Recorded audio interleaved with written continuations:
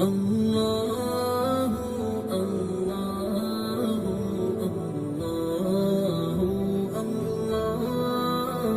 اللہ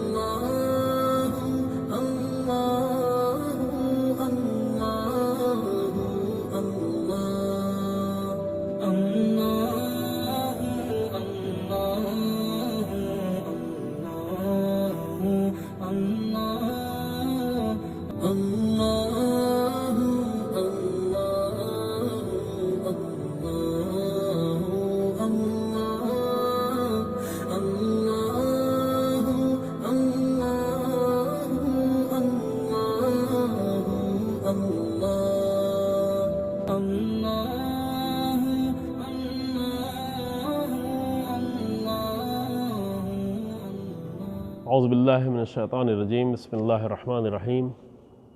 الحمد للہ رب العالمین وصلی اللہ علی محمد وآلہ الطاہرین ولعنۃ اللہ علی اعدائہم اعداء اللہ اجمعین اما بعد فقد قال اللہ تبارک و تعالی فی کتابہ الکریم بسم اللہ الرحمن الرحیم وقاتلوا فی سبیل اللہ الذین یقاتلونکم ولا تعتدوا ان اللہ لا يحب المعتدین۔ قرآن مجید کی سورہ بقرہ کی آیت نمبر 190 کے ذیل میں کہ جہاں پر طے ہے کہ انشاءاللہ اس عشرے میں پیغمبر اکرم صلی اللہ علیہ وآلہ وسلم کی ہجرت کے بعد کی تاریخ بیان کریں، جس میں بہت ساری جنگیں ہوئی ہیں اور جنگوں میں بہت سارے نمونے ہیں۔ جنگوں میں زندگی جینے کا سلیقہ، حق کے ساتھ باطل طاقتوں کے مقابلے میں پیغمبر اکرم صلی اللہ علیہ وآلہ وسلم نے قیامت تک کے لیے راستے معین کر دیے ہیں۔ کسی بھی دور میں ہو، کسی بھی سرزمین پر ہو، کہیں بھی ہو، لیکن رسول اللہ نے ہمارے لیے راستہ معین کر دیا ہے۔ لہذا وہ آیت بھی ہم بار بار پڑھیں گے انشاءاللہ، اور خدا کرے کہ کم سے کم ایک دو آیتیں جو ہیں سن کے مومنین کو یاد ہو جائیں۔ سورہ احزاب کی آیت کی ہمارے لیے بہترین نمونہ قرآن نے قرار دیا ہے، لَقَدْ كَانَ لَكُمْ فِي رَسُولِ اللَّهِ أُسْوَةٌ حَسَنَةٌ۔ رسول اللہ کی ذات جو اسوہ حسنہ ہے، البتہ کس کے لیے؟ ہر ایک کے لیے ذات اسوہ نہیں ہے۔ قرآن نے معین بھی کیا کس کے لیے، لمن کان یرجو اللہ والیوم الآخر وذکر اللہ کثیرا۔ اللہ رسول اللہ کی ذات ان کے لیے اسوہ ہے جو اللہ سے امید رکھتے ہیں، جو روز آخرت سے امید رکھتے ہیں کہ آخرت ہے، آخرت پر ایمان رکھتے ہیں، آخرت طرف پلٹنا ہے، جو یہ جانتے ہیں کہ یہ دنیا سب کچھ نہیں ہے۔ وذکر اللہ کثیرا، جو اللہ کو زیادہ یاد رکھتے ہیں، جو اللہ کو یاد رکھنے کے لیے مجبور اور محتاج نہیں ہے کہ حتماً مسجد میں جائیں تبھی اللہ کو یاد رکھیں گے، یا ہاتھ میں تسبیح آئے تبھی اللہ کی یاد آئے گی۔ وذکر اللہ کثیرا، جو اپنی زندگی میں اللہ کو زیادہ یاد رکھتے ہیں، اپنے مسائل میں، اپنی تجارت میں، اپنے عمل میں، اپنی کھیتی میں، اپنی کسانی میں، اپنی زبان میں، اپنے بیان میں، اپنے گھر میں، اپنے لوگوں کے درمیان میں رابطے میں، اپنوں اور غیروں کے رابطے میں، ان سب میں جو اللہ کو یاد رکھتے ہیں۔ اور اللہ کو یاد رکھنا انسان کے راستے کو معین کرنے میں بہت ہی آسانی فراہم کر دیتا ہے۔ سخت راستے انسان کے لیے آسان ہو جاتے ہیں۔ اگر انسان اللہ کو یاد رکھ کے کوئی عمل انجام دے رہا ہو تو اس کے لیے مشکل ترین مرحلہ جو ہے وہ آسان ہو جاتا ہے، زندگی کا سخت ترین مرحلہ آسان ہو جاتا ہے۔ خوب، یہاں پر جو ہے سیرت کی گفتگو کرنی ہے، اشارے میں مختصر گفتگو کرنی ہے، جنگی سیرت، خاص کر پیغمبر اکرم صلی اللہ علیہ وآلہ وسلم اور آپ کے عظیم اصحاب، اور عظیم اصحاب میں خاص کر امیر المومنین، جو کہ میدان جنگ میں سب سے زیادہ اہم رول پوری تاریخ میں رسول اللہ کے ساتھ امیر المومنین علی بن ابی طالب علیہ السلام کا رہا ہے۔ تو اس اعتبار سے سیرت کے دوسرے پہلوؤں سے کو چھوڑتے ہوئے جنگی سیرت ایک ضروری ہے۔ حق و باطل کا معرکہ چھڑا ہوا ہے، حق و باطل کا عالمی معرکہ چھڑا ہوا ہے۔ یہاں پر پیغمبر اکرم صلی اللہ علیہ وسلم کی جنگ کی سیرت بہت زیادہ اہمیت رکھتی ہے، خاص کر جب باطل طاقتوں کے ساتھ جو ہے دست و غریباں کی منزل ہے اور تیاریاں ہیں عالمی پیمانے پر، صرف ہمارے ملک میں نہیں بلکہ مختلف ملکوں میں حق کے مقابل میں بڑی قوت کے ساتھ باطل آنا چاہتا ہے۔ تو ایسے وقت میں ہمیں رسول اللہ کی وہ سیرت، وہ عظمت، وہ صلابت، وہ مضبوطی، اور ساتھ ساتھ وہ رحمدلی، وہ مہربانی، وہ رحم، وہ کرم، وہ سب جو ہے مجموعہ مل کر ایک بہت ہی حسین سیرت بنتی ہے، جس کو قرآن کہتا ہے اسوۃ حسنہ۔ اور یہ حسن جو ہے وہ ہمارے جوانوں میں بھی، ہماری قوم میں بھی پیدا ہو سکتا ہے، اگر وہ سیرت جو ہے وہ دل سے اپنائی جائے اور قریب سے اپنائی جائے۔ کل وعدہ کیا تھا کل کے پروگرام میں آپ کی خدمت میں کہ آپ کی خدمت میں پیغمبر اکرم صلی اللہ علیہ وسلم کی جنگ کا ایک خلاصہ پیش کیا جائے گا۔ البتہ کچھ مقدمات اور پیش کرنے تھے کہ مدینے سے آنے سے پہلے رسول اللہ کی مکے کی زندگی کیا تھی، اور مکے سے پہلے خود جو ہے پورے عرب کی زندگی کیا تھی، کس جہالت کے دور میں رسول اللہ آئے تھے۔ اس کو میں چند جملے میں صرف عرض کر کے آگے بڑھ جاؤں کہ کس جہالت کے دور میں رسول اللہ آئے تھے، کس طرح کن لوگوں کے درمیان۔ کبھی لوگ سوچتے ہیں رسول اللہ کسی متمدن جگہ پہ آتے، مثلا روم میں آتے، چین میں آتے، ہندوستان میں بھی بعض جگہیں تمدن کی تھی اس زمانے میں، وہاں پر آتے تو وہاں پہ رسول اللہ اپنی بات کو زیادہ آسانی سے پہنچا سکتے تھے، لیکن رسول اللہ حتیٰ ایران میں آتے، لیکن رسول اللہ بدترین قوم میں آئے، اور یہ خود ایک معجزہ ہے رسول اللہ کی زندگی کا کہ بدترین قوم میں آ کر بدترین لوگوں کو بہترین انسانوں میں تبدیل کیا رسول اللہ نے، اور جب تک وہ اثر باقی رہا رسول اللہ کا، وہ بہترین رہے، پوری دنیا میں بہترین ہونے کا ثبوت دیا۔ لیکن پھر جب جہالتیں پلٹائی گئیں، پھر جب پرانی رسمیں پلٹائی گئیں، خاص کر بنی امیہ کی حکومت کے ذریعے سے، اس سے پہلے بھی کچھ ہوا لیکن خاص کر بنی امیہ کی حکومت کے ذریعے سے، جب پھر شہنشاہیت آئی، جب پھر ملوکیت آئی، جب پھر وہ ساری پرانی قبیلائی باطل رسمیں آئیں، تو دھیرے دھیرے وہ روح ختم ہوتی گئی۔ ختم تو نہیں ہو سکتی، وہ روح دوسری قوموں میں منتقل ہوتی گئی۔ رسول اللہ کی میراث کبھی ختم نہیں ہو سکتی، وہ باقی ہے۔ کبھی کبھی وہ قوموں کے درمیان میں ہوتی ہے، کبھی کبھی افسوس ہوتا ہے کہ وہ کتاب میں آ کر سمٹی ہوتی ہے، لیکن وہ رہے گی۔ اس کے ذریعے سے بہت ساری قوموں کو بیدار ہونا ہے، وہ رہے گی۔ لہذا وہ بدترین لوگ تھے جن میں رسول اللہ آئے، اور ان کی تاریخ پڑھنا خود ایک اہم مسئلہ ہے۔ ان کی جنگیں، ان کے رابطے، ان کے کردار، ان کی بد کرداریاں، ان کی خواتین کی بد کرداریاں، ان کے رشتے، ان کے رابطے، ان کا ظلم، ان کا ستم، یہ سب تاریخ میں بہت ہی تفصیل کے ساتھ لکھا گیا ہے، اور یہ اس لیے بہت زیادہ اہم ہے کہ ایسے لوگوں کے درمیان میں آ کر رسول اللہ نے اثر ڈالا ہے، ایسے لوگوں کو رسول اللہ نے متاثر کیا ہے۔ لیکن ظاہر ہے کہ جب حق کوئی پیش کرے گا اور عظیم کردار پیش کرے گا تو کچھ باطل طاقتیں جو ان کی شدید دشمن ہوں گی۔ لہذا اسی دور میں پیغمبر اکرم صلی اللہ علیہ وسلم کے شدید دشمن تھے، بدترین دشمن تھے رسول اللہ کے، مکے ہی میں بہت شدید دشمن تھے۔ مکے میں تو کوئی جنگ نہیں کی تھی رسول اللہ نے۔ رسول اللہ نے مکے میں رحمت اور کرم کے سوا اور کیا پیش کیا تھا؟ صداقت اور امانت داری کے سوا اس قدر سچائی، اس قدر ایمانداری اور امانت رسول اللہ نے پیش کی تھی کہ بدترین لوگ، جاہل لوگ بھی رسول اللہ کو صادق اور امین کے نام سے یاد کرتے تھے کہ رسول اللہ جیسا سچا کوئی نہیں۔ کوئی فیصلہ اگر رسول اللہ کو کرنا ہو سب خوش ہو جایا کرتے تھے۔ مثلا جب یہ طے کرنا ہوا کہ کعبے کی تعمیر ہو گئی ہے، چونکہ کعبہ رسول اللہ کے جوانی کے دور میں تعمیر ہوا تھا، کعبے کی تعمیر ہو گئی، رسول اللہ کی عمر بہت کم تھی، 25 یا 27 سال عمر تھی، ٹوٹ گیا تھا کعبہ۔ تو تعمیر ہونے کے بعد حجر اسود کون کعبے میں نصب کرے گا؟ ہر قبیلہ چاہتا تھا کہ حجر اسود میں نصب کروں، چونکہ حجر اسود کا احترام پہلے بھی تھا، جانتے تھے لوگ۔ لہذا ہر قبیلے کی آرزو تھی کہ ہمارا سردار حجر اسود کو نصب کرے، تاکہ یہ فخر ہمارے لیے رہے کہ کعبے میں حجر اسود فلاں قبیلے نے نصب کیا۔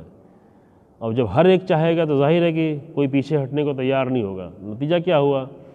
نتیجہ یہ ہو کہ تلواریں نکل گئیں، ایک دوسرے کے قتل کے لیے تیار ہو گئے۔ کعبے کی تعمیر کے وقت سارے قبیلوں نے تلواریں نکال لی کہ بھی جو قبیلہ سب سے زیادہ طاقتور ہوگا وہ سب کو مار کے باقی پھر وہی حجر اسود نصب کرے گی، یعنی حجر اسود نصب کرنے کے لیے اتنے سارے قبیلوں کے خون بہائے جائیں۔ نہیں، اس میں سے کچھ بزرگوں نے کہا کہ نہیں، یہ کام نہیں کریں، کعبہ تعمیر ہو رہا ہے، کعبے کی تعمیر میں اتنا خون بہانے کی فکر نہ کریں، بلکہ کچھ ایسا کریں کہ مسئلہ حل ہو جائے۔ کہا کیا کیا جائے؟ کہا کہ یہ راستہ دیکھیں، اس دروازے سے جو بھی پہلا انسان داخل ہو وہ جو فیصلہ کر دے اس کو سب لوگ مان لیں۔ اس بات پر تھوڑا دھنی تھے، پکے تھے، سب نے کہا ٹھیک ہے، اچھی بات ہے، اچھا ہے کہ خون خرابہ نہیں ہو مسجد حرام میں، یہاں کعبے کے پاس۔ اور یہ اللہ کی مرضی تھی کہ اس وقت اسی دروازے سے سب سے پہلی ذات جو داخل ہوئی وہ رسول اللہ صلی اللہ علیہ وآلہ وسلم کی ذات تھی۔ خوب یہاں پہ جو خوبصورت نقطہ ہے وہ یہ ہے کہ رسول اللہ کو اس عمر میں، جوانی کی عمر میں، اس وقت رسول اللہ نے نہ اعلان رسالت کیا تھا، نہ اعلان نبوت کیا تھا، نہ کوئی پیغام آیا تھا، نہ کوئی وحی آئی تھی، نہ قرآن نازل ہونا شروع ہوا تھا، نہ اسلام کی کوئی بات کہی تھی، عملی کردار صرف پیش کیا تھا۔ لیکن رسول اللہ کا کردار اتنا عظیم الشان تھا، اتنا حسین تھا، اتنا لوگوں کو محبت تھی رسول اللہ سے کہ ہر قبیلے کے انسان رسول اللہ کو دیکھ کر خوش ہو گئے کہ ہاں محمد آئے ہیں تو اچھا فیصلہ کریں۔ اللہ اکبر، یہ کتنا حسین، یہ بہت ہی اچھا ہے۔ یہ دور ہمارے دور میں ابھی بھی گزر چکا ہے کہ جب دیکھا کہ مسلمان ہے، فلاں ہے، شیعہ ہے تو اچھا ہوگا۔ ابھی میں پچھلے ماہ رمضان سے چند دن پہلے کشمیر میں تھا، وہاں میں بہت دسیوں بار جا چکا ہوں، شاید اس سے بھی زیادہ۔ پہلی بار کا عملی طور پر میں نے دیکھا تھا کہ جب وہاں کے جوان، وہاں کے بوڑھے لوگوں کے چہروں پر جو ہے نور اور وہ دینی جذبہ اور شوق اور عشق اور عمل اور مسجدوں میں رونق، لیکن مجھے سن کے تعجب ہوا، چونکہ ہم اپنی بستیوں کو اس کو بالکل برعکس دیکھ رہے ہوتے ہیں۔ وہاں پہ کہا کہ یہاں پر کشمیر میں مشہور ہے کہ اگر انسان جو ہے شیعہ ہے تو حتماً نمازی ہوگا، شیعہ ہے تو حتماً اچھا انسان ہوگا، یعنی مشہور ہے، ابھی بھی مشہور ہے۔ تو یہ سن کے بہت اچھا لگا، یعنی یوں عملی طور پر دیکھ ہی رہے تھے ہر سال مسجدوں میں جو رونق ہوتی ہے، ہر طرح کے لوگ، تیز شدید ٹھنڈک، -7، 8، 9، 10، اور ادھر لیہ اور لداخ کی طرف چلے جائیں، لیہ اور کرگل کی طرف تو -20، 22، 24، 25 بعض ایریے ہیں جہاں پہ کئی بار جانا ہوا، جیسے دراز کے ایریا جہاں پر -24، 25 ٹمپریچر ہوتا ہے، لیکن پھر بھی مسجدوں میں رونق ہوتی ہے۔ یعنی لوگ کہتے ہیں کہ پانی کلی کرتے ہوئے یا پانی اگر باہر پھینکنا چاہیں تو وہ برف بن کے نیچے گرتا ہے، ایسی ٹھنڈک کے عالم میں مسجدوں میں رونق ہوتی ہے، اور خاص کر مومنین اسلام سے مشہور ہے۔ یہ بہت ہی اچھی چیز تھی، یہ صفت اچھی صفت ہے، یہ صفت ہونا چاہیے۔ اے کاش کی یہ صفت ہمارے قوموں میں پلٹے۔ ہم اس کا برعکس رخ نہیں بیان کرنا چاہتے کہ ہمارے درمیان میں اگر کوئی بے نمازی دکھے تو کیا کہا جاتا ہے، بے روزے دار دکھے تو کیا دکھا جاتا ہے۔ رسول اللہ کو لوگوں نے اس طرح دیکھا کہ رسول اللہ جو ہے، جب یہ جوان رسول اللہ داخل ہوئے ہیں تو لوگوں نے کہا کہ رسول اللہ محمد آئے ہیں تو یہ صحیح فیصلہ کریں گے، اور رسول اللہ نے بھی فیصلہ کیا کیا؟ رسول اللہ آئے، بہت ہی حکیمانہ فیصلہ، تلواریں اندر چلی گئی، تلواریں نیام میں چلی گئی۔ اب لوگ رسول اللہ کے فیصلے کو دیکھنا چاہ رہے، کیا فیصلہ کرنا چاہتے ہیں۔ رسول اللہ نے سارے قبیلے کے سرداروں کو اکٹھا کیا کہ سب لوگ آ جاؤ۔ ایک بڑی چادر لی، بڑی چادر لے کے حجر اسود کے قریب گئے اور چادر کو پھیلا دیا، چادر کو پھیلا کر حجر اسود اپنے ہاتھوں سے چادر پہ رکھا، اور سارے قبیلے کے معزز سرداروں سے کہا کہ سب لوگ، جو بڑے لوگ تھے وہاں پہ، معزز یعنی بڑے لوگ یہاں پہ مانا جاتا ہے، معزز البتہ صحیح معنی اس کا کچھ اور ہے، معزز نہیں تھے وہ لوگ، ان سے کہا کہ آپ سبھی جو ہے چادر کے ایک ایک کونے سے، ہر طرف سے، صرف کونے ہی نہیں، چادر کو ہر طرف سے سبھی لوگ پکڑ لیں۔ ہر قبیلے کے سردار لوگوں نے آ کر چادر کو پکڑا، اور سب بڑے خوش کی حجر اسود کے نصب کرنے میں ہم سب کے سب شریک ہیں۔ حجر اسود کو اٹھایا اور اٹھا کے لے کر اس مقام تک لے کے آئے جہاں پہ نصب کرنا تھا، پھر رسول اللہ نے اپنے ہاتھوں سے نصب کر دی، کیونکہ اگر کسی کو نصب کرنے کے لیے کہتے تو وہ اس قبیلے کی بات ہو جاتی۔ اور اس طرح جو پورے فساد سے، فتنے سے، جنگ سے رسول اللہ نے سب کو بچا لیا۔ تو یہ بہت پہلے کی بات ہے، یعنی رسول اللہ کے اعلان رسالت کے شاید تقریباً 25 سال پہلے کی بات ہے کہ جب رسول اللہ نے اس طرح، یعنی لوگ خوش تھے۔ اصل نقطہ یہاں پر یہ ہے کہ وہ تو اچھا ہے کہ لوگ، جنگ نہیں ہوئی، تلواریں نہیں چلیں، خون نہیں بہا، لیکن اصلی ترین نقطہ یہ ہے کہ رسول اللہ کو دیکھ کر سارے قبیلے کے لوگ خوش ہو گئے کہ محمد فیصلہ صحیح کریں۔ عشق تھا، کردار کا یہ معجزہ تھا رسول اللہ کی۔ تو یہ مدینے کی زندگی تھی رسول اللہ کی، لیکن بہرحال جو باطل طاقتیں تھیں، ابو سفیان، ابو جہل، ابو لہب، جو سود کی غذا کھاتے تھے، پہلے اشرے میں بیان کیا تھا کہ جو لوگ سود کھا رہے ہوتے ہیں وہ، شاید میں نے روایت طرف اشارہ کیا، لیکن خود قرآن کی آیت بھی واضح طور پر ہے کہ وہ اللہ سے جنگ کر رہے ہیں، وہ اللہ اور رسول اللہ سے جنگ کی حالت میں ہیں۔ وہ رسول اللہ ایسے لوگوں کے مخالف تھے، کیونکہ رسول اللہ مخالف تھے، رسول اللہ کے دشمن تھے، جنہوں نے اپنے پورا اکنومیکل نظام جو ہے سود کے اوپر رکھا ہوا تھا، دوسروں کو ظلم کے اوپر رکھا ہوا تھا، وہ دشمن تھے رسول اللہ کے۔ ایسے جو دیداری کرتے تھے، جو باطل و خرافات کی دیداری، آج بھی بہت سارے لوگ دین لے کے چل رہے ہیں، لیکن خرافات، پورا دین خرافات کا مجموعہ ہے۔ بہت سارے لوگ رسول اللہ کے دشمن کیوں ہیں؟ وجہ پچھلے درس میں اس کا اظہار کیا تھا، لیکن ایک وجہ یہ ہے کہ لوگوں کو اپنا دین کھوکھلا نظر آ رہا ہے۔ ان خرافات کے ساتھ ہم کیسے روک پائیں گے؟ جب ہمارے جوان پڑھ لیں گے تو ہم ان کو کیسے روک پائیں گے؟ جاہلانہ چیزوں سے، احمقانہ چیزوں سے کیسے روک پائیں گے؟ کیسے روکیں گے؟ اور یہ ہم اپنے مومنین کو بھی کہتے ہیں، مسلمان اسلام اور شیعت کے نام پہ بہت ساری جہالت کے کام جو کام کرتے ہیں، وہ سمجھ لیں کہ یہ شیعت کو نقصان پہنچا رہے ہیں، یہ عزاداری کو نقصان پہنچا رہے ہیں۔ عزاداری کے نام پہ اگر حماقت کا کام کیا جائے گا، اس سے عزاداری کو نقصان پہنچے گا۔ حسین ابن علی کی عزاداری بہت ہی مقدس ہے، اسے نقصان نہیں پہنچایا جائے۔ لیکن بعض مذہب ایسے ہیں کہ جو ہے ہی جن کی بنیاد ہی سب حماقتوں پر ہے اور جہالتوں پہ۔ ٹھیک ہے، ان کے مذہب میں پہلے کچھ اچھی چیزیں تھیں، لیکن وہ اچھی چیزیں سب چھوڑ چکے ہیں، صرف خرافات، صرف اپنی بنائی ہوئی چیزیں۔ تو ان کو یقین ہے کہ ہمارے مذہب میں لوگ نہیں بچ پائیں گے۔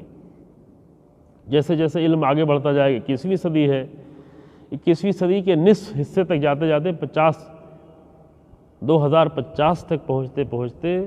یہ بہت سارے خرافاتی مذہب کے لوگ اپنے مذہب کو چھوڑ بیٹھیں گے، نہیں رہ سکتے، علم کے ساتھ نہیں رہ سکتے، ابھی بھی چھوڑ رہے ہیں۔ تو یہ ان کے جو ذمہ دار لوگ، ان کو بہت تکلیف ہو رہی، چھوڑ کے جا کہاں رہے ہیں؟ ایک تو ہم نے بھی اسلام بہت اچھا پیش نہیں کیا ہے، اس لیے اتنی تیزی سے اسلام کی طرف نہیں آ رہے، لیکن قرآن ہے، قرآن حقیقی شکل میں موجود ہے، رسول اللہ کی تاریخ موجود ہے۔ لہذا جن لوگ خود توفیق ہوتی ہے وہ ہمارے کردار کو دیکھ کر تو نہیں، لیکن رسول اللہ کی سیرت کو، رسول اللہ کی تاریخ کو، قرآن کو پڑھ کر وہ اسلام کی طرف جذب ہوتے ہیں۔ آج دنیا میں سب سے زیادہ کنورژن اور جو مذہب تبدیل کرنے والے لوگ ہیں وہ اسلام کی طرف آنے والے لوگ۔ ہماری کمیوں کے، ساری کمیوں کے باوجود، ہماری ساری کوتاہیوں کے باوجود، ہماری ساری حماقتوں اور جہالتوں کے باوجود رسول اللہ کا مذہب اور قرآن کی حقیقت اور قرآن کی نورانیت وہ لوگوں کو جذب کر رہی ہے۔ یہ چیز لوگوں کو دیکھی نہیں جاتی، اسی لیے قرآن کے سب سے بڑے دشمن ہیں، اسی لیے رسول اللہ کے سب سے بڑے دشمن ہیں۔ دشمنی ہے کیوں؟ یہ بنیادی مسئلہ ہے نا، عرض کیا تھا، یہ دشمنی اصل وجہ یہ ہے۔ تو جو میں نے آپ کے سامنے عرض کیا تھا کہ میں ایک تھوڑا سا خاکہ آج پیش کرتا ہوں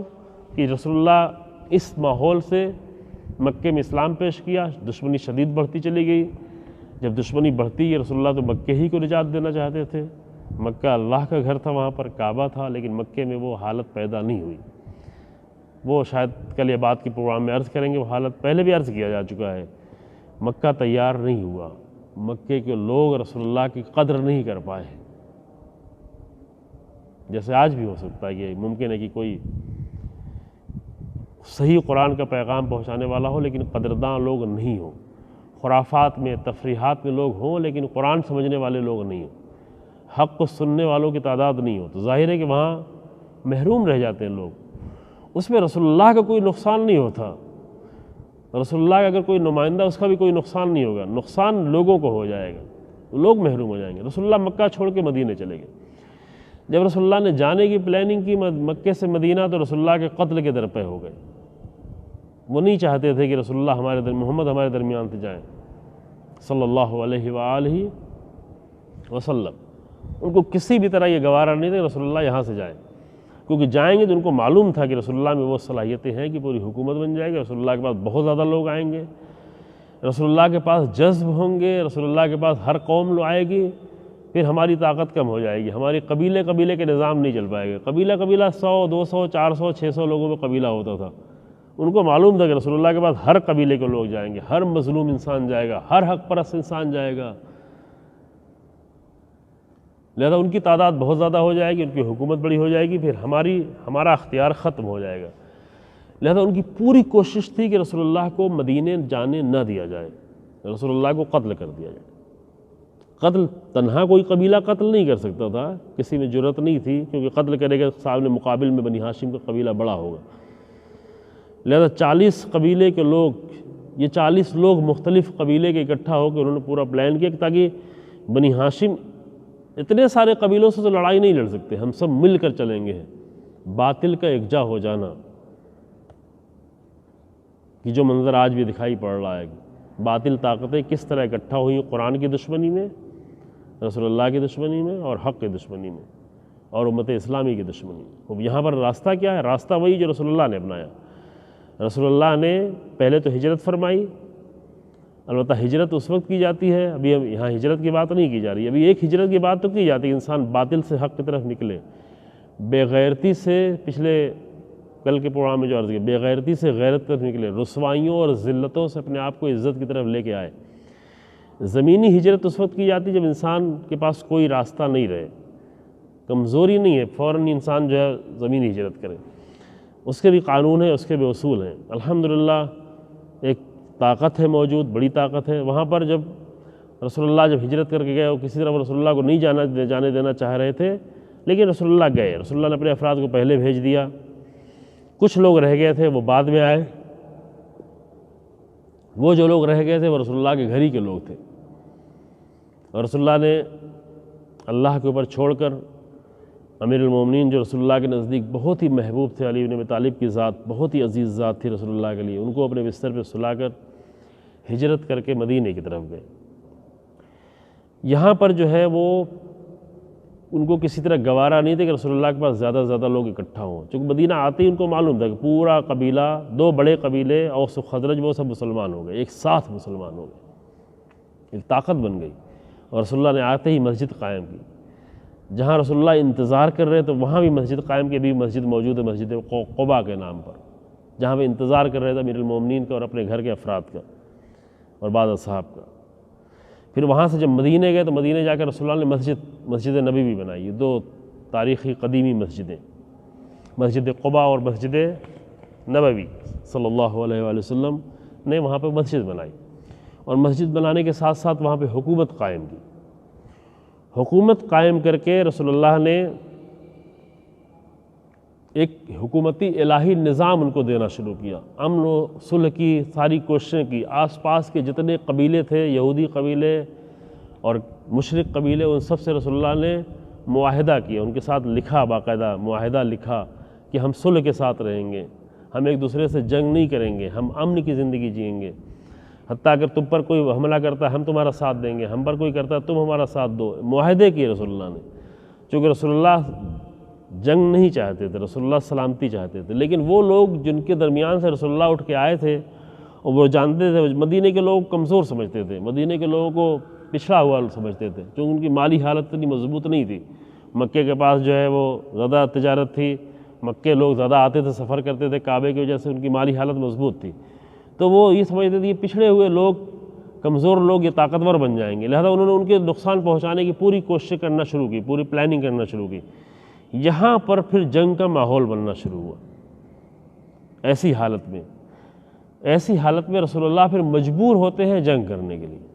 اب جنگ کی آغاز کہاں سے ہوا، کیسے شروع ہوا، کون سی ابتدائی چیزیں تھیں، وہ انشاءاللہ کل بیان کی جائے گی۔ آج میں خالی ایک خلاصہ بیان کر دیتا ہوں،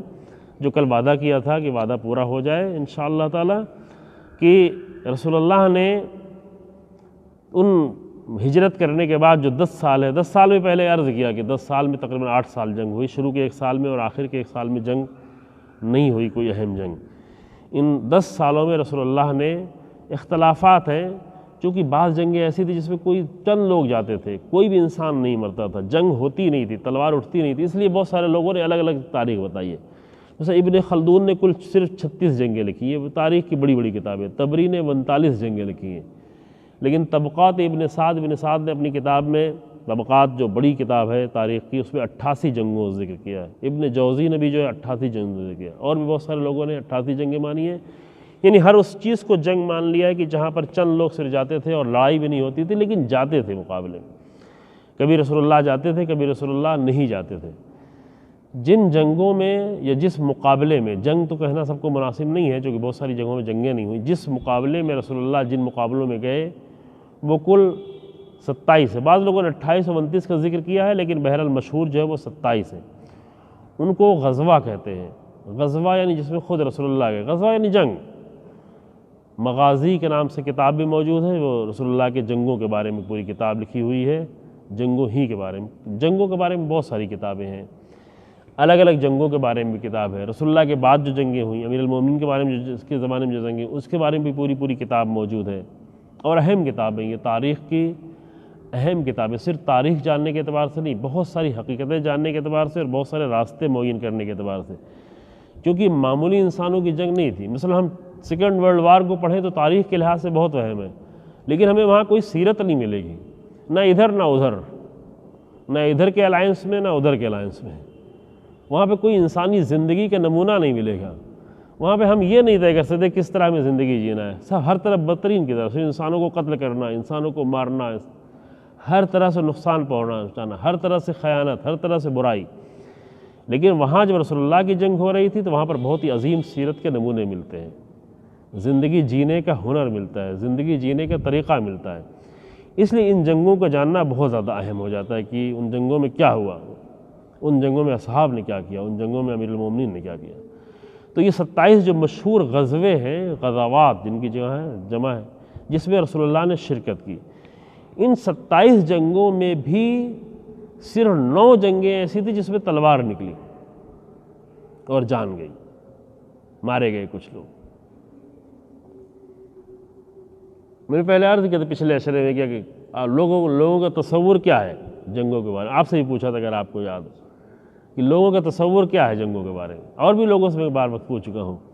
کہ رسول اللہ کے زمانے میں اتنی ساری جنگیں ہوئیں، اگر 88 جنگیں ہوئیں تو کتنے لوگ مارے گئے ہوں گے؟ تو لوگوں کا تصور ہوتا اوہ 10,000 50,000 کہیں لاکھوں لوگ نہ مر گئے ہوں گے۔ لیکن وہاں پہ بتایا تھا، آج آپ کے سامنے تھوڑا اور ڈیٹیل میں بتاتا ہوں، نے اشارہ کیا تھا کہ 27 جنگوں میں صرف 9 جنگیں ایسی تھیں جس میں تلوار نکلنی پڑی، جس میں جنگ ہوئی، اور 51 سرایا ہوئے، سریہ کہتے تھے اس جنگ کو جس میں رسول اللہ خود نہیں جاتے تھے، رسول اللہ بھیجتے تھے، 5 لوگوں تک بھی اگر بھیجتے تھے وہ سریہ میں شامل ہوتا تھا۔ البتہ بعض لوگوں نے اس سے بھی کم کو شامل کر لیا ہے، کسی ایک نے کسی ایک پر جا کر، مثلا کوئی ایک بہت زیادہ بدتمیزی کرتا تھا، رسول اللہ کی توہین کرتا تھا، رسول اللہ کے خلاف شعر پڑھتا تھا، رسول اللہ کے خلاف شعر کہتا تھا، اور اس کی سزا معین تھی، کسی نے جا کے سزا دی اس کو بھی شامل کر لیا گیا۔ تو اس طرح تاریخ میں تھوڑا اختلاف ہے، کسی نے اس کو شامل کیا، کسی نے شامل نہیں کیا، کسی نے ان جنگوں کو جس میں تلوار ہی نہیں نکلے شامل کیا، کسی نے شامل نہیں کیا۔ اصل ماجرا میں کوئی مشکل نہیں ہے، اصل ماجرا سب ایک ہے، تاریخ میں لکھا ہوا ہے کہ جو پیش آیا، لیکن کتنے کو جنگ مانا گیا اور کتنے کو جنگ نہیں مانا گیا یہ ایک الگ مسئلہ ہے۔ وہ جنگیں جس میں تلوار نکلی تھی اس میں سب سے پہلی جنگ تھی جنگ بدر، یہ نام مشہور ہے، ماہ رمضان میں لڑی گئی، یہی ماہ رمضان اسی عشرے میں 17 رمضان کو یہ جنگ لڑی گئی، جنگ بدر، عظیم جنگ تھی، ایک دن کی جنگ تھی لیکن عظیم جنگ تھی۔ دوسری جنگ جنگ احد جو اس کے تقریباً 1 سال بعد لڑی گئی، 3 صدی ہجری میں۔ جنگ بدر 2 صدی ہجری کی ہے، جنگ احد 3 صدی ہجری کی ہے۔ پھر جنگ بنی مصطلق جو 5ویں صدی ہجری کی ہے، اس میں جنگ لڑی گئی۔ جنگ خندق 4 صدی ہجری میں کوئی جنگ تو ہوئی ہے لیکن تلوار کبھی نہیں نکلی۔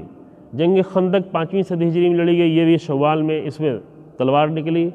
مرنے والوں کی تعداد زیادہ نہیں ہے، سب سے بڑا لشکر جو جنگ خندقی میں آیا تھا، لیکن تعداد مرنے والوں کی بہت کم ابھی بیان کر رہے ہیں۔ جنگ قریظہ اس کے فوراً بعد ہوئی، اس میں جو ہے خیانتکاروں کو سزا دی گئی۔ جنگ میں تو مارے نہیں گئے لوگ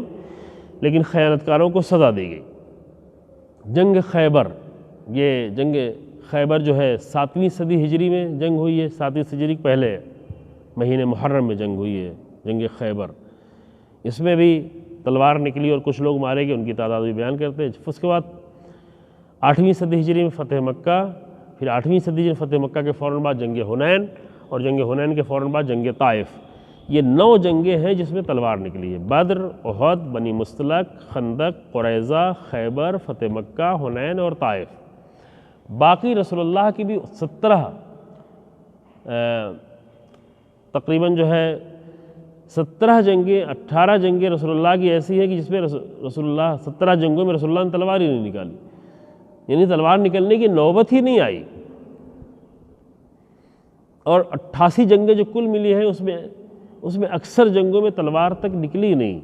کیونکہ مقصود جنگ کرنا نہیں تھا، مقصود تلوار چلانا نہیں تھا، مقصد انسانوں کو مارنا نہیں تھا۔ رسول اللہ نے کبھی یہ مقصد قرار نہیں دیا۔ کوشش یہ ہوتی تھی کہ زیادہ سے زیادہ جنگوں میں، جن جنگوں میں خود رسول اللہ رہے، اس میں آپ خود ہی دیکھ رہے ہیں کہ 9 جنگوں میں تلوار نکل رہی ہے اور 16 جنگوں میں تلوار نہیں نکل رہی ہے۔ اگر 27 مانے، اگر 28 مانے تو 17 جنگوں میں تلوار نہیں نکلے، اگر 29 مانے تو 19 جنگوں میں تلوار 18 جنگوں میں تلوار نہیں نکل رہی ہے۔ تو یہ کل جنگوں کی تعداد تھی۔ اس میں سے جو اہم نقطہ ہے وہ یہ ہے، اس پہ غور سے سنیں، میں تعداد تھوڑا بیان کر دوں آپ کی خدمت میں اس مختصر وقت میں۔ کل مسلمان کتنے ان ساری جنگوں میں، صرف 27 جنگ نہیں بلکہ تمام جنگوں میں ملا کر، تمام 88 جنگوں میں ملا کر کل مسلمان جو مارے گئے ہیں، شہید ہوئے ہیں، ان کو شہادت کا درجہ ملا ہے، وہ 255 لوگ ہیں۔ بعض لوگوں نے 259 لکھا، یعنی 4 تعداد زیادہ، 255 یا 259۔ اور سامنے کا دشمن جو مارا گیا ہے کل جنگوں میں ملا کے وہ 759 ہے، یعنی تقریباً 3 گنا، 3 گنے سے تھوڑا زیادہ لوگ۔ بہرحال یہ پہلے بھی بیان کیا جا چکا کہ یہ قرآن کا فارمولہ ہے، یہ قرآن کی طاقت ہے، یہ ایمان کی طاقت ہے کہ اللہ جو ہے باطل طاقت کے مقابل میں جب اہل حق کو لاتا ہے تو ان کی قوت کو زیادہ، ان کے حوصلے زیادہ بلند ہوتے ہیں۔ لہذا یہ 255 اور 759 لوگ، اور یہ سارے کے سارے ملا کر تمام جنگوں میں 88 جنگوں میں رسول اللہ کی کل ملا کر 1014، یا اگر 259 والی بات مانے تو 1018 لوگ ہیں۔ 1018 لوگ، 88 جنگوں میں 1018 لوگ دونوں طرف کے لشکر کو ملا کر مارے گئے۔ اور 1018 بھی جو ہے یہ اصل جنگ کے لوگ مارے جانے والے لوگ نہیں ہیں، اس میں بھی میں ابھی تعداد جب بیان کرتا ہوں آپ کی خدمت میں تو آپ کے سامنے عرض کروں گا، پہلے اشارہ کیا کہ 450 لوگ وہ تھے جن کو خیانت کی سزا دی گئی۔ وہ خیانت کی تفصیل بعد میں آئے گی جب جنگ بیان کی جائے گی۔ یہ خیانت جنگ خندق میں کی گئی تھی، اسی لیے جنگ خندق کے بعد جنگ قریظہ آئی، جنگ قریظہ میں سزا دی گئی۔ خیانت جو جنگ خندق کی تھی، اور جنگ خندق بہت ہی مشکل جنگ تھی، بہت ہی مشکل وقت میں خیانت کی گئی تھی۔ تو اگر وہ 450 لوگ نکال لیے جاتے ہیں تو وہ تعداد جو ہے اور بھی کہیں زیادہ کم ہو جاتی ہے۔ خود پیغمبر اکرم صلی اللہ علیہ وسلم کے ساتھ جو جنگوں میں شریک ہوئے تھے، جتنی جنگ ہوئی تھی 27 جنگیں، ان تمام 27 جنگوں کا اگر ایک حساب لگاتے ہیں ہم تو ہم ایک تعداد یہ سنیں آپ لوگ، بعد میں اس کی تفصیل آئے گی۔ جنگ بدر جو 17 رمضان 2 ہجری کو لڑی گئی، اس میں کل 70 لوگ سامنے دشمن کے مارے گئے، 17 مسلمان شہید ہوئے۔ یہ تعداد تھوڑا گنیں گے بھی، آخر میں سب مجموعہ بھی آپ کے سامنے بیان کر دیں گے۔ جنگ احد میں جو 7 شوال 3 ہجری میں لڑی گئی، اس میں 20 سامنے دشمن کے لوگ مارے گئے، 70 مسلمان شہید، مسلمان زیادہ شہید ہوئے۔ کیوں؟ اس لیے کہ دوبارہ حملہ ہو گیا تھا، مسلمان بے خبر تھے، پیچھے سے حملہ ہوا تھا، بہت سارے لوگ بھاگ بھی گئے، ڈر گئے، اور پیچھے سے بہت سارے لوگ مارے گئے۔ یہاں پر تعداد تقریباً الٹ گئی تھی، یہاں پہ 70 مسلمان شہید ہوئے۔ جنگ خندق اتنی بڑی جنگ تھی اور طولانی جنگ تھی، بہت دنوں تک چلی ہے۔ جنگ تو نہیں ہو رہی تھی لیکن گھیرا ہوا تھا، خندق کھودی ہوئی تھی۔ اس میں 8 مشرکین مارے گئے جو سامنے کا لشکر دشمن لشکر تھا، اور 6 مسلمان شہید ہوئے اس جنگ میں۔ جنگ بنی قریظہ میں کوئی بھی مسلمان نہیں شہید ہوا، اور 450 لوگوں کو جو ہے سزا دی گئی۔ اس کو جنگ کے ہٹا کے جوڑیں گے تو اس کی تعداد ابھی آپ کے سامنے بیان کریں گے۔ جنگ بنی مستلق میں 10 مشرکین مارے گئے، 1 صرف مسلمان شہید ہوا۔ جنگ خیبر جو محرم 7 محرم کو ہوئی، 7 ہجری میں محرم میں ہوئی ہے، اس میں 93 سارے قلعوں کو ملا کر، متعدد قلعے تھے، اس کی تفصیل جو جب جنگ خیبر بیان ہوگی تو تفصیل بیان کی جائے گی، یہ قلعوں پر کس طرح حملہ کیا گیا اور کس طرح وہ جنگ جیتی گئی۔ اس پوری جنگ خیبر میں، اتنی بڑی جنگ خیبر تاریخ کی ایک بڑی جنگ ہے، اس پوری جنگ خیبر میں 93 لوگ جو ہے وہ یہودیوں کے مارے گئے جو دشمن لشکر تھا، اور مسلمان لشکر میں سے 15 یا 18 لوگ شہید ہوئے۔ اس کے بعد فتح مکہ ہوئی۔ فتح مکہ میں رسول اللہ کی طرف سے یہ تھا کہ جنگ ہونی نہیں ہے، لیکن خالد بن ولید جو ایک لشکر کے سپہ سالار تھے، انہوں نے ایک طرف حملہ کر دیا کچھ لوگوں پر رسول اللہ کی اجازت لیے بغیر، جس سے رسول اللہ راضی بھی نہیں تھے۔ حملہ کرنے کے نتیجے میں 25 جو ہے وہ مشرکین مارے گئے مکے کے، اور 2 مسلمان شہید ہوئے۔ اس کے بعد جنگ حنین ہوئی، جس سے جنگ حنین میں 70 مشرکین مارے گئے، مسلمانوں کی تعداد وہاں پر نہیں بیان ہوئی تاریخ میں ذکر۔ جنگ طائف میں صرف 2 مشرکین مارے گئے، مسلمانوں کوئی تعداد نہیں۔ یہ پوری جو 27 جنگوں میں 27 جنگوں میں 9 جنگیں جس میں تلوار نکلی اور لڑائی ہوئی، اور باقی 16 میں جو ہے جنگ ہی نہیں ہوئی تھی، ان تمام 27 جنگوں میں ملا کر کل 409 لوگ مارے گئے، دونوں لشکر کو ملا کے، یعنی مسلمان لشکر اور غیر مسلمان لشکر دونوں لشکر کو ملا کر 409، یا اگر جنگ خیبر کی 18 والی تعداد مانتے ہیں تو 411 لوگ مارے گئے ہیں۔ اس میں آپ شامل کر لیں وہ لوگ جن کو سزا دی گئی ہے 450 لوگ، تو اگر ان کو شامل، اگر تو وہ سب جنگ کے کرتے ہوئے نہیں مارے گئے، سزا کے طور پر ان کو دیا گیا ہے، لیکن اگر ان کو شامل بھی کرتے ہیں 450 لوگ، 411، 409 اور 450 تو ہو جائیں گے 861 لوگ، جی ہاں، یعنی 862 لوگ، اور اگر 11 والی تعداد مانتے ہیں تو 861 لوگ، اور باقی جو جنگی جو سریے ہوئے تھے، چھوٹے چھوٹے سریے، اس میں اکثر میں تلوار ہی نہیں نکلی تھی، جو 51 سریے ہوئے تھے، ان سب کو ملائے 861 میں، اگر اور ملایا جائے تو کل ملا کر 1015، 1014 یا 1018 لوگ ہیں جو دونوں لشکر کو ملا کر جنگ میں مارے جاتے ہیں۔ یہ یہاں پر رسول اللہ کی حکمت عملی آپ دیکھیں کہ رسول اللہ نے مثلا سریوں میں سب سے ایک بڑا سریہ تھا جنگ موتہ، اس میں کل مسلمان جو ہے وہ شہید ہوئے 9 یا 12 لوگ شہید ہوئے،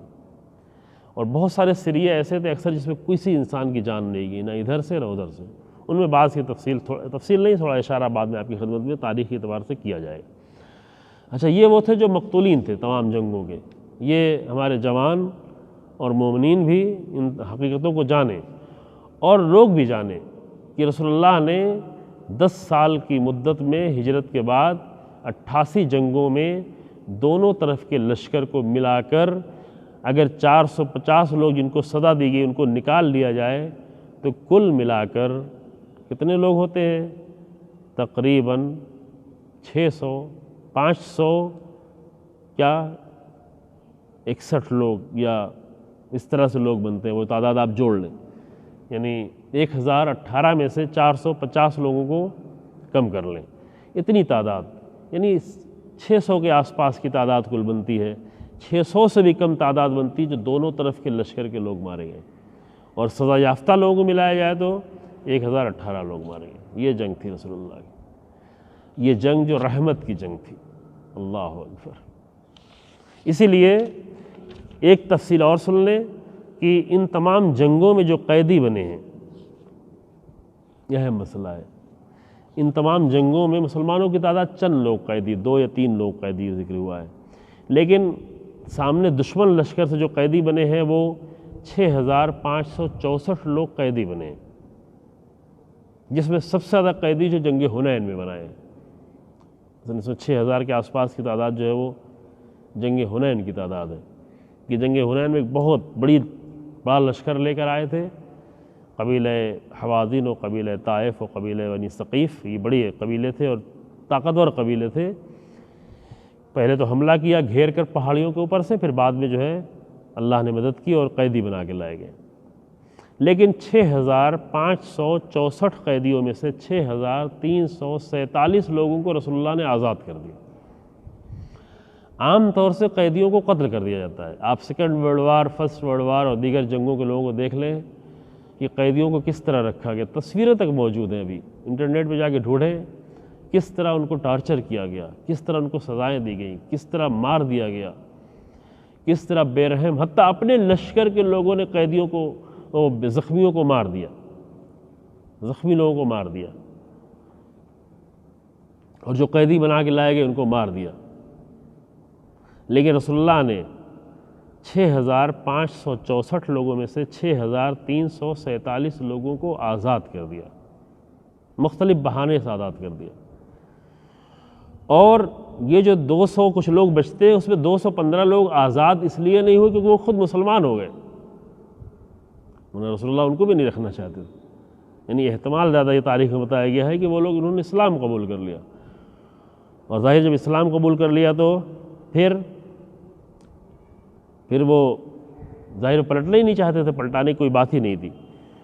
صرف ان تمام 6564 لوگوں میں سے صرف 2 لوگوں کو رسول اللہ نے سزا دی، 2 لوگ جنہوں نے بدترین خیانتیں کی تھیں اور بدترین جرم کیے تھے،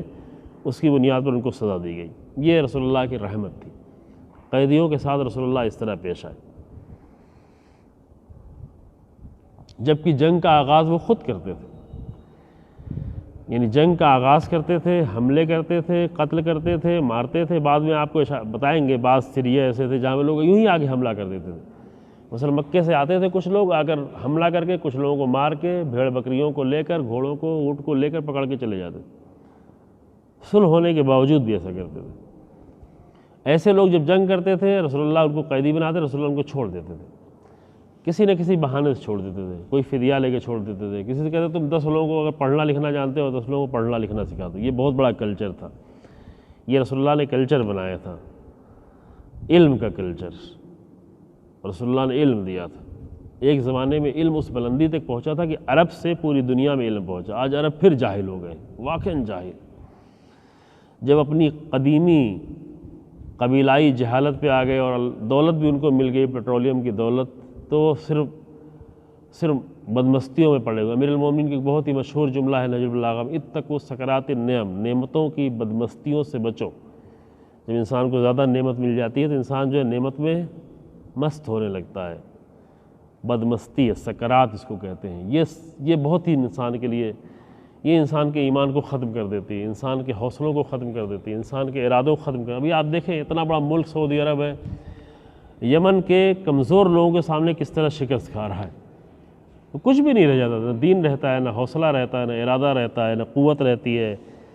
نہ شجاعت رہتی ہے، نہ غیرت رہتی ہے، کچھ بھی نہیں رہ جاتا، جو ابھی عرب کی حالت ہو گئی ہے۔ اور عرب کے ذمہ داروں نے، عرب کے حاکموں نے ان کی حالت یہ بنا رکھی ہے، ان کی مجبوری، ان کو حکومت کرنا ہے۔ ایک بیدار قوم نہیں چاہتے، ایک زندہ قوم نہیں چاہتے، کیونکہ اگر زندہ اور بیدار قوم ہوگی ان کو حکومت ہی نہیں کرنے دی، لہذا وہ ان کو مسلسل ایڈس دے کر، ان کو وظیفے دے کر، پیسے دے کر، فری میں ان کو ساری چیزیں فراہم کر کے ان کو بس خوش رکھنا چاہتے۔ تم خوش ہو کر، بدمست ہو کر مستی کے عالم میں پڑے رہو، یہ نہیں دیکھو کہ یمن میں کیا ہو رہا ہے، یہ نہیں دیکھو کہ فلسطین میں کیا ہو رہا ہے، یہ نہیں دیکھو کہ ہماری سرزمینوں پہ کیا ہو رہا ہے، یہ نہیں دیکھو کہ دنیا میں کیا، میانمار میں کیا ہو رہا ہے، یہ نہیں دیکھو کہ ہمارے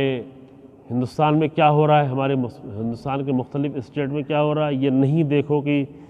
پورے عالم اسلام کے ساتھ کیا ہو رہا ہے، یہ نہیں دیکھو کہ رسول اللہ کے ساتھ کیا کیا جا رہا ہے، یہ نہیں دیکھو کہ قرآن کے ساتھ کیا ہو رہا ہے، چونکہ ان کو صرف مستیاں چاہیے اور نعمتیں چاہیے۔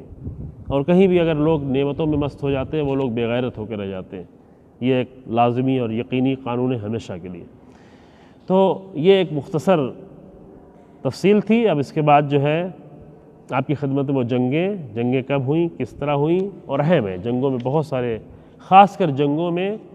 رسول اللہ کا کردار، رسول اللہ کی رہنمائی، رسول اللہ کی رہبری، رسول اللہ کی لیڈرشپ، رسول اللہ کا رویہ، رسول اللہ کا طریقہ، اور اس کے ساتھ پھر اصحاب اور امیر المومنین کا طریقہ۔ اصحاب، خاص کر امیر المومنین کے ان جنگوں میں بہت ہی عظیم کردار رہا ہے،